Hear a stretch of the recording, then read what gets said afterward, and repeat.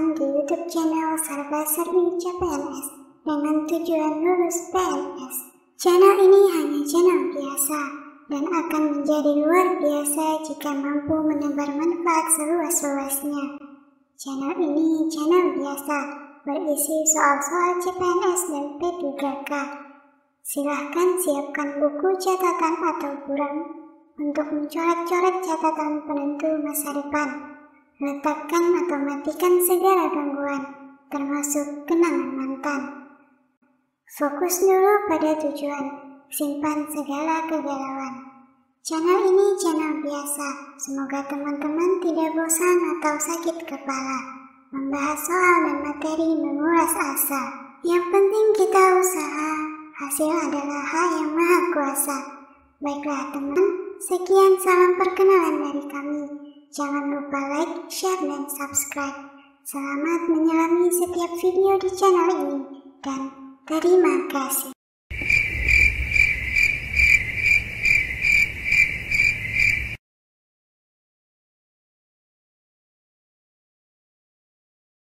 Oke, baiklah teman-teman. Pada video kali ini kita akan mengupas tuntas Undang-Undang Dasar 1945 bareng Serba Serbi CPNS.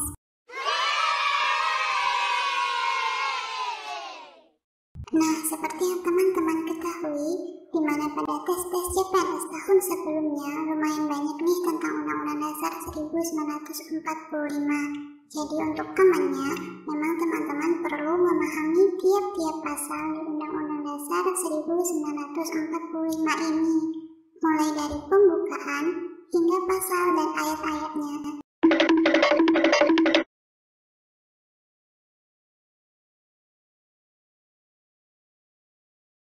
Undang-Undang 1945 terdiri dari 16 bab, 37 pasal, 164 ayat, serta 3 pasal aturan peralihan, 2 pasal aturan tambahan, dan penjelasan yang sebelumnya di amandemen itu ada, sesudah amandemen ditiadakan atau dihilangkan.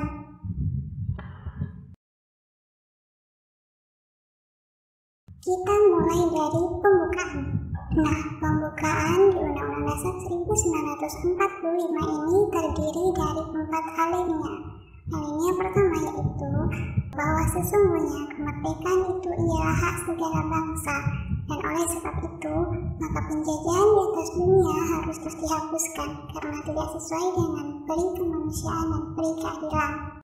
Nah, makna di alinea pertama ini adanya pernyataan bahwa kemerdekaan adalah hak semua bangsa di dunia tanpa terkecuali. Kemudian alinea kedua, dan perjuangan pergerakan kemerdekaan Indonesia telah sampailah kepada saat yang berbahagia dengan selamat sentosa mengantarkan rakyat Indonesia ke depan pintu gerbang kemerdekaan negara Indonesia yang merdeka, bersatu, berdaulat, adil, dan makmur. Nah, di alinea yang kedua ini teman-teman, maknanya berisi bahwa kemerdekaan merupakan cita-cita bangsa Indonesia, yaitu untuk mewujudkan bangsa yang merdeka, bersatu, berdaulat, adil, dan makmur. Kita lanjut ke alinea ketiga. Atas berkat rahmat Allah yang Maha Kuasa dan dengan didorongkan oleh keinginan buruk supaya berkehidupan kebangsaan yang bebas, maka rakyat Indonesia menyatakan dengan ini kemerdekaannya. Nah, di situ ada kata-kata atas berkat rahmat Allah yang Maha Kuasa. Makna di alinea ketiga ini yaitu bahwa kemerdekaan adalah rahmat dari Tuhan yang Maha Esa. Lanjut ke alinea keempat. Kemudian daripada itu, untuk membentuk suatu pemerintah negara Indonesia yang melindungi segenap bangsa Indonesia dan seluruh tumpah darah Indonesia, dan untuk memajukan kesejahteraan umum, mencerdaskan kehidupan bangsa, dan ikut melaksanakan ketertiban dunia yang berdasarkan kemerdekaan, perdamaian abadi, dan keadilan sosial, maka disusunlah kemerdekaan kebangsaan Indonesia itu dalam suatu undang-undang dasar negara Indonesia yang terbentuk dalam suatu susunan negara Republik Indonesia yang berkedaulatan rakyat dengan berdasarkan kepada ketuhanan yang Maha Esa, kemanusiaan yang adil dan beradab, persatuan Indonesia, dan kerakyatan yang dipimpin oleh hikmat kebijaksanaan dalam permusyawaratan perwakilan, serta dengan mewujudkan suatu keadilan sosial bagi seluruh rakyat Indonesia. Alinea keempat ini memiliki makna berisi pernyataan bangsa Indonesia untuk mencapai tujuan negara berdasarkan kedaulatan rakyat dengan bentuk negara republik dan dasar negara Pancasila. Ini udah dirangkum ya teman-teman, teman-teman bisa catat di buku catatan kalau dirasa ini perlu.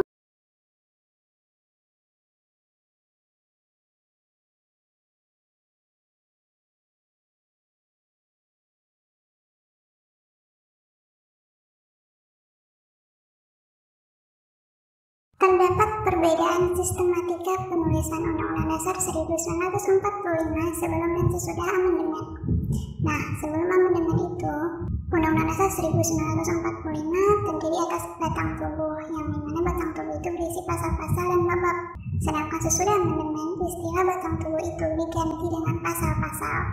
Nah, sebelum amandemen, Undang-Undang Dasar 1945 itu memiliki 16 bab. Sesudah amandemen pun 16 bab. Kemudian sebelum amandemen 37 pasal, sesudah amandemen juga 37 pasal. Sebelum amandemen ayatnya berjumlah 65 ayat, sedangkan sesudah amandemen memiliki 164 ayat. Kemudian sebelum amandemen itu terdiri dari 4 pasal aturan peralihan, sedangkan sesudah amandemen itu terdiri dari 3 pasal aturan peralihan. Dan sebelum amandemen itu ada 2 ayat aturan tambahan, sedangkan sesudah amandemen itu terdiri dari 2 pasal aturan tambahan. Undang-Undang Dasar 1945 sebelum amandemen itu ada penjelasan, sedangkan sesudah amandemen penjelasannya dihilangkan. Oke, kita lanjut tentang amandemen Undang-Undang Dasar 1945. Amandemen Undang-Undang Dasar 1945 itu terjadi sebanyak 4 kali. Sebagai teman-teman hafalkan tanggal pengesahan masing-masing amandemen ini, yaitu yang pertama pengesahannya pada tanggal 19 Oktober tahun 1999, kemudian tanggal 18 Agustus tahun 2000, kemudian tanggal 9 November tahun 2001, kemudian tanggal 11 Agustus 2002. Nah, di sini teman-teman bisa lihat detail penetapan, pengesahan, dan juga pasal yang diamandemen. Kita lanjut ke detail struktur pasal-pasal dalam Undang-Undang Dasar 1945 secara singkatnya ya teman-teman. Terdiri dari satu pembukaan atau preambul, kemudian bab 1 berisi tentang bentuk dan kedaulatan, di mana pada pasal 1-nya isinya tentang bentuk dan kedaulatan negara. Kemudian bab 2 mengenai MPR atau Majelis Permusyawaratan Rakyat, di mana pasal 2 berisi struktur dan anggota MPR. Kemudian pasal 3 mengenai wewenang MPR. Kemudian bab 3 mengenai kekuasaan pemerintah negara, di mana di sini ada pasal 4 hingga pasal 16. Pasal 4 mengenai fungsi eksekutif presiden, pasal 5 mengenai fungsi legislatif presiden, kemudian pasal 6 hingga 6A pemilihan presiden dan pemilu, kemudian pasal 7 sampai 7C mengenai periode jabatan presiden dan kemungkinan pelengseran, kemudian pasal 8 situasi presiden dan atau wakil presiden lengser, kemudian pasal 9 tentang sumpah presiden, pasal 10 presiden sebagai panglima militer tertinggi, kemudian pasal 11 berisikan tentang presiden sebagai kepala negara dalam relasi internasional, kemudian pasal 12 mengenai keadaan bahaya, pasal 13 berisi mengenai fungsi mengangkat dan menerima duta, pasal 14 mengenai fungsi memberikan gerasi dan rehabilitasi serta amnesti dan abolisi, pasal 15 mengenai fungsi memberi gelar dan tanda jasa, kemudian pasal 16 mengenai Dewan Pertimbangan Presiden.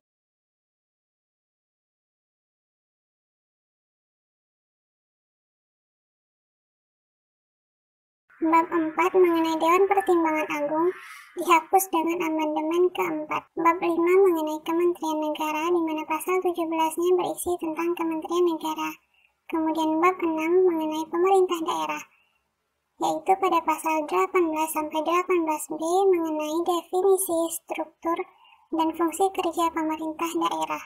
Kemudian bab 7 mengenai Dewan Perwakilan Rakyat atau DPR, di mana pasal 19 itu berisi tentang pemilu DPR dan rapat tahunan.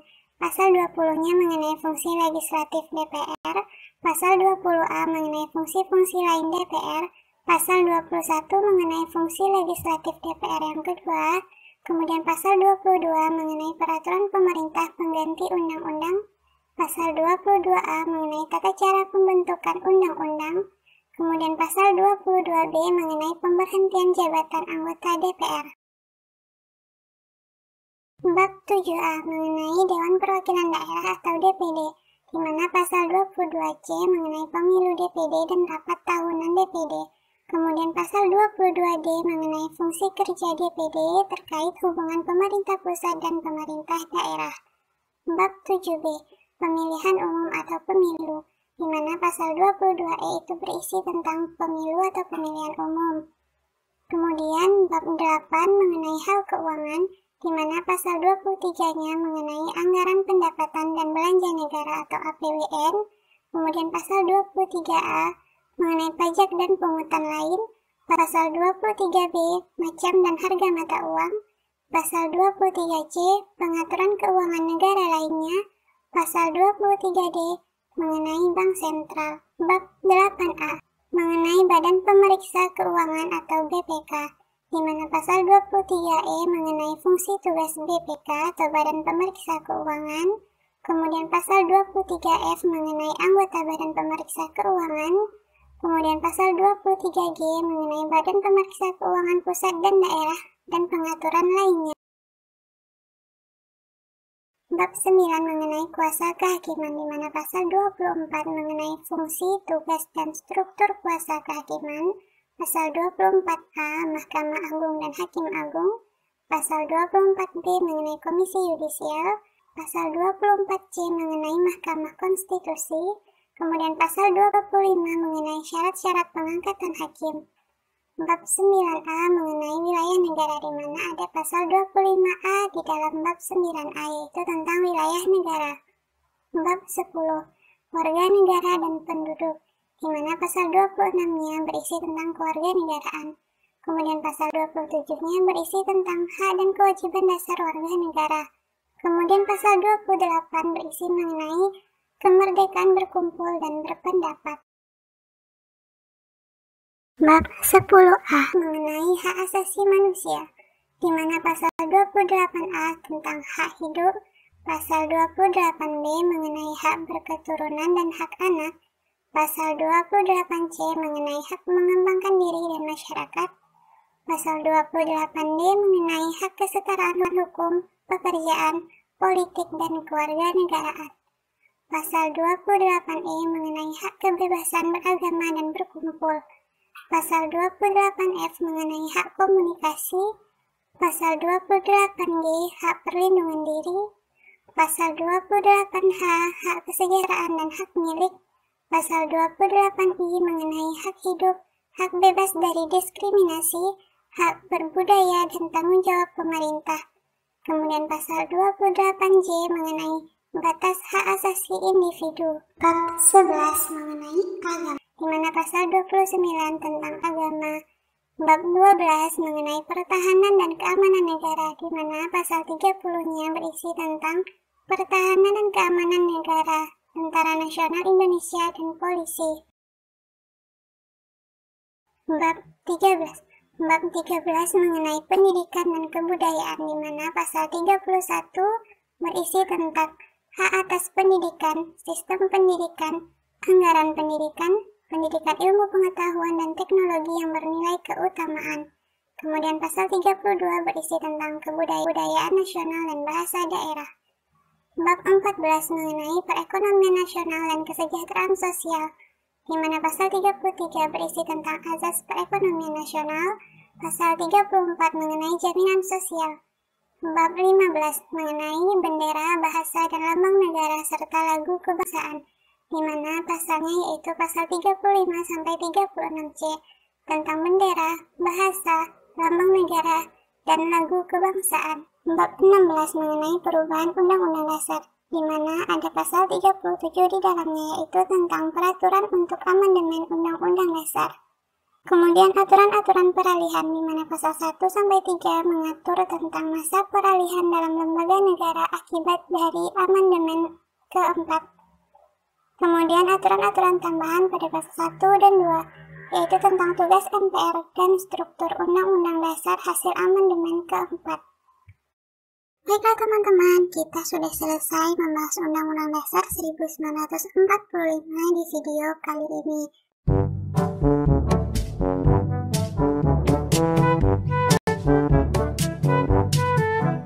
Nah, pada video selanjutnya itu akan kita bahas mengenai isi dari Undang-Undang Dasar 1945. Nah, nanti di video berikutnya itu bisa jadi audio untuk teman-teman sambil santai dengarkan isi pasal-pasal dari Undang-Undang Dasar 1945. Jadi semakin sering didengarkan, maka nanti akan semakin sering teringat. Gimana nih teman-teman? Masih semangat kan? Percayalah bahwa apapun nanti hasilnya, itulah yang terbaik dari Tuhan. Dan percaya juga bahwa hasil itu sesuai dengan usaha. Oke, keep strong and keep learn and keep watch di Serba Serbi CPNS. Terima kasih.